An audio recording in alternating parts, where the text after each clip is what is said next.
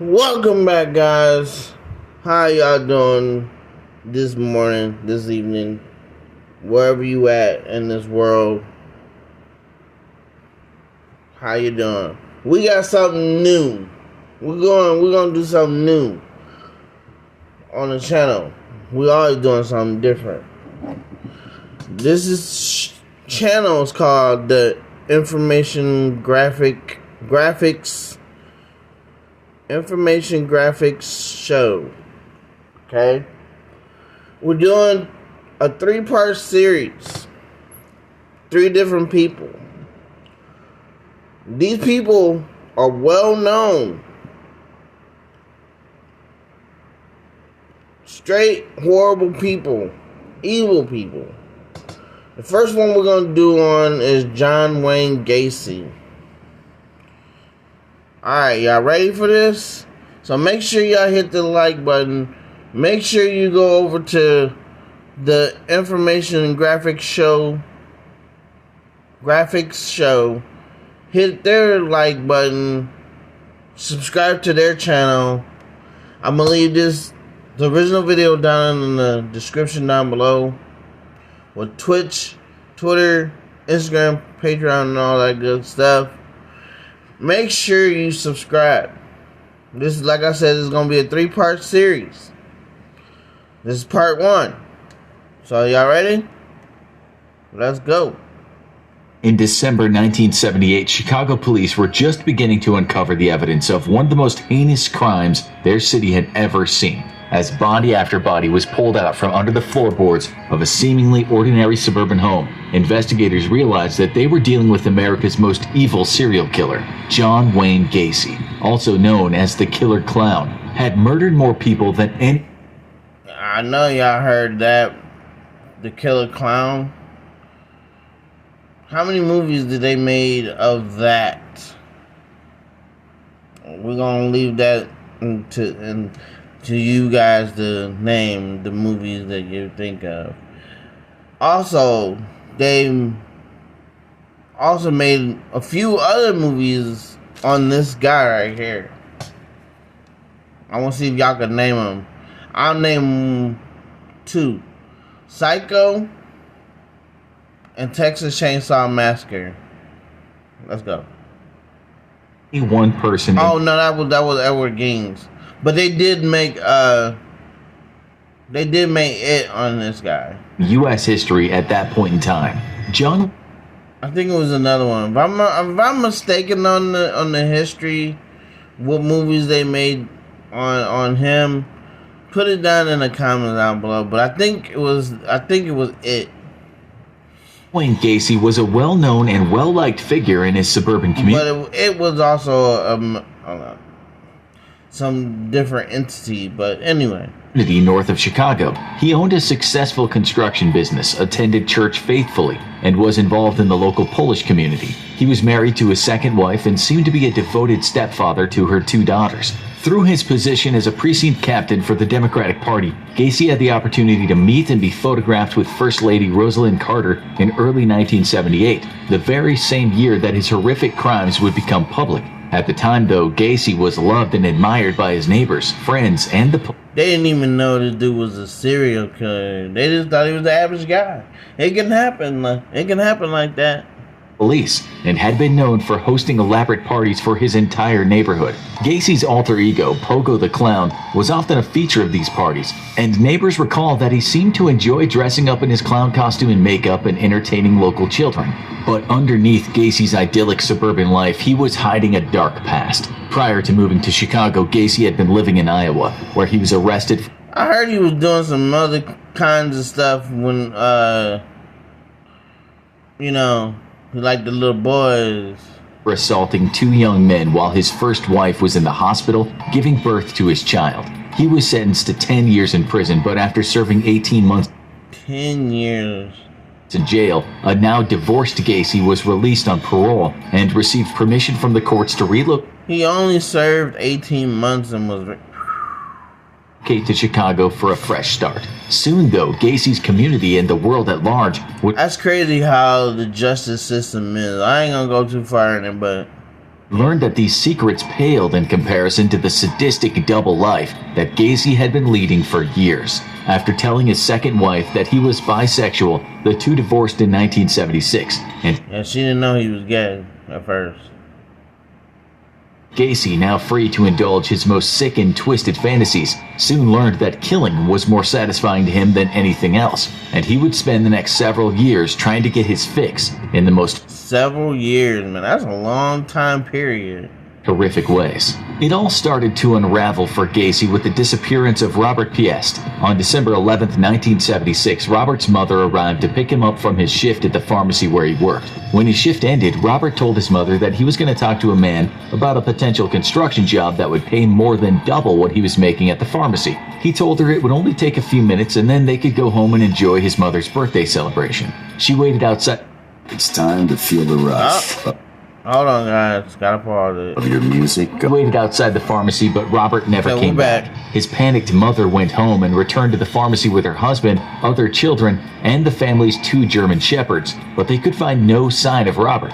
The worried family then drove immediately to the police station to report their son missing. Lieutenant Kozenczak, whose son attended the same high school as Robert, took their report. One of the first calls he made was to John Wayne Gacy. Gacy's friends and neighbors may have been oblivious to his dark past, but the police were not. Not only were they aware of his past convictions, but they had also received numerous complaints about Gacy. But see, what I don't understand, man, if they knew his past, why would they just let this dude I don't know. Recent years. In 1975, after an employee of Gacy's construction company went missing, the man's family pleaded with police to investigate Gacy, but their pleas were ignored. In 1976, police had run surveillance on Gacy's home related to the disappearance of a 9-year-old boy, but they were unable to build a case against him. In 9 years old, like, man.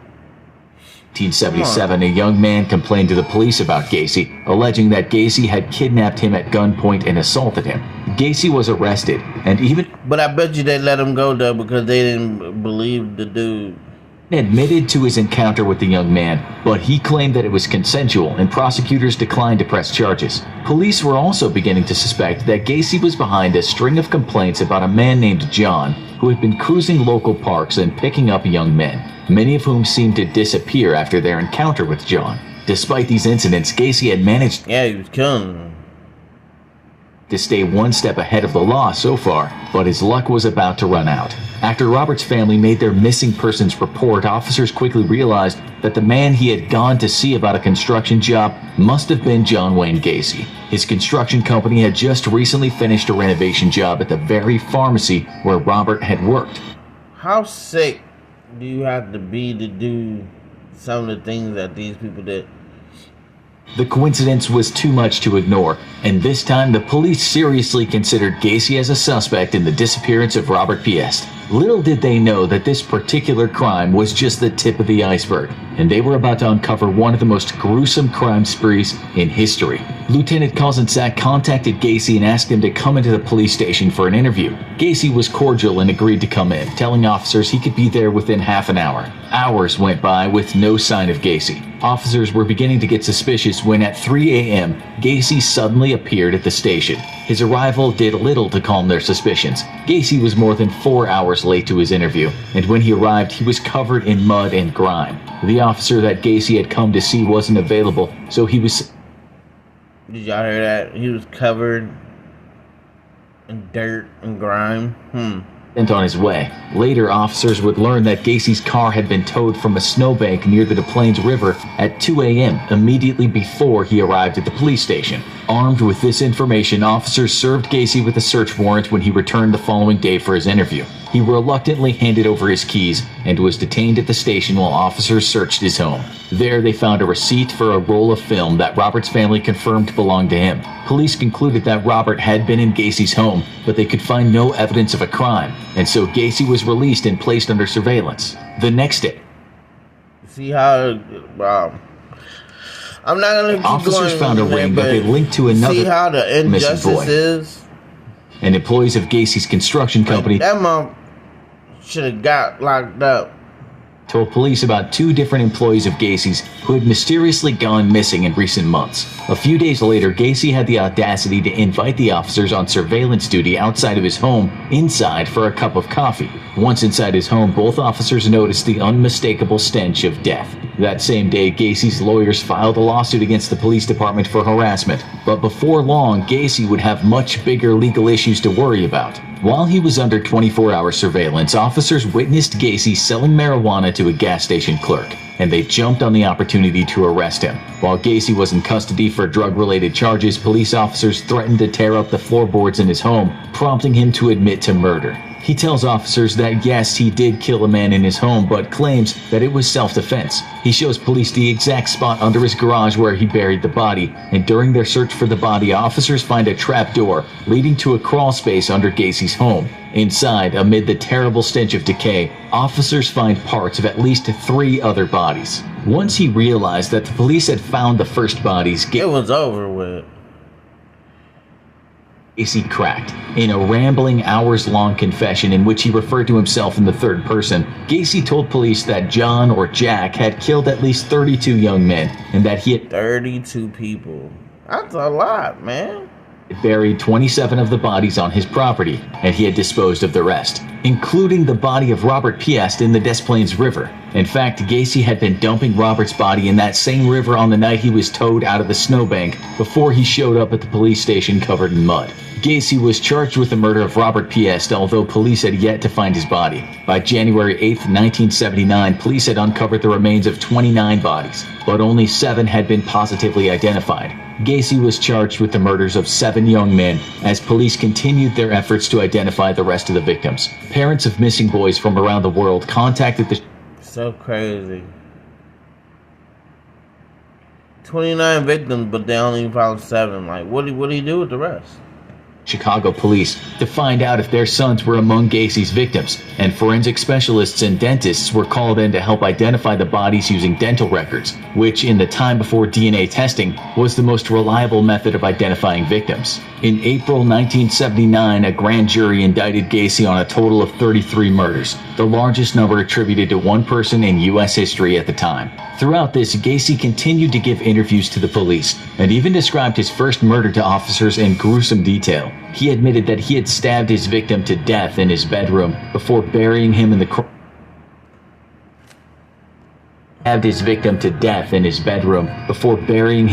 space, and police found a large blood stain on the underside of the bedroom carpet that matched his story. Investigators also found a red light and a police radio in Gacy's car, prompting them to conclude that he had posed as a police officer in order to kidnap his victims. As the trial date loomed, police had still not found Robert Piest's body, but they had found his jacket under the floor of Gacy's laundry room. In January 1979, during the height of the investigation into the killer clown, the Chicago Metropolitan Clown Guild held a press conference, stating that the Gacy investigation was negatively impacting the city's professional clowns. Parents were too afraid to have their children near a clown after the details of Gacy's crimes and his alter ego Pogo the Clown were made public.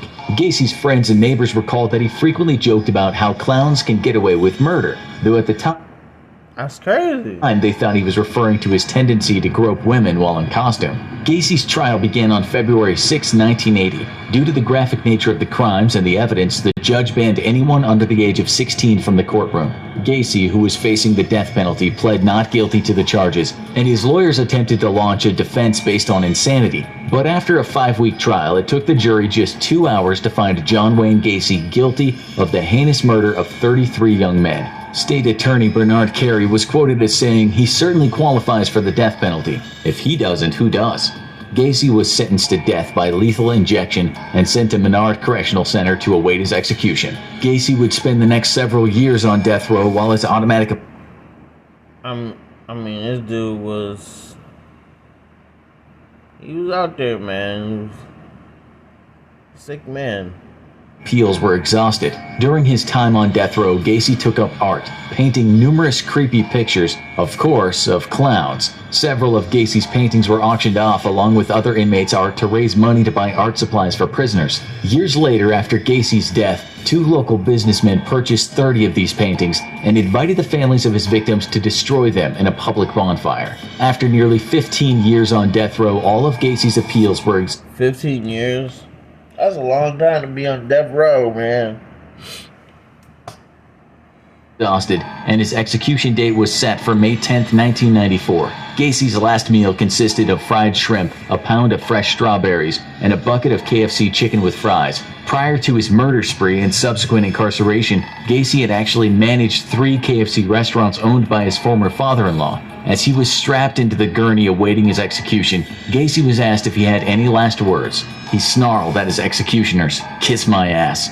And at 12:58 a.m. he was executed by lethal injection. At the time of Gacy's execution, only 26 of his 33 victims had been positively identified. The advent of DNA testing helped police identify more of Gacy's unknown victims, including the 2011 identification of William George Bundy, a Chicago man who told his family he was going to a party and was never seen again. To this day, 6 victims of the killer clown remain unidentified. As a direct result of Gacy's unthinkable crimes, Chicago police spearheaded the creation of a computerized database of missing and murdered children and youths to make it easier for various police departments across the country to communicate and share information in the hopes that similar crimes could be avoided in the future.